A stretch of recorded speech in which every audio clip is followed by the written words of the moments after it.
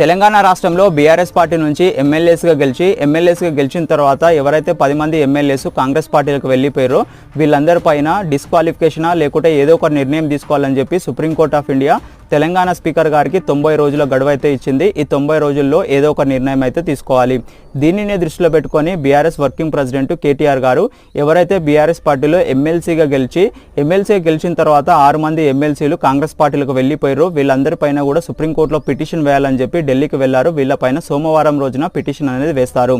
ఇక్కడ తెలంగాణ స్పీకర్ గారు ఎవరైతే ఉన్నారో ఈ డిస్క్వాలిఫికేషన్కి సంబంధించి ఈ 10 మంది ఎమ్మెల్యేస్ పైన డిస్క్వాలిఫికేషన్ వేటు వేస్తే అంటే ఈ 90 రోజుల్లో డిస్క్వాలిఫికేషన్ వేటు వేస్తే ఈ 10 మంది ఎమ్మెల్యేస్కున్న ఎమ్మెల్యే పదవులు పోతాయి. మళ్ళీ తెలంగాణ రాష్ట్రంలో 10 నియోజకవర్గాల్లో ఉప ఎన్నిక అనేది వస్తుంది.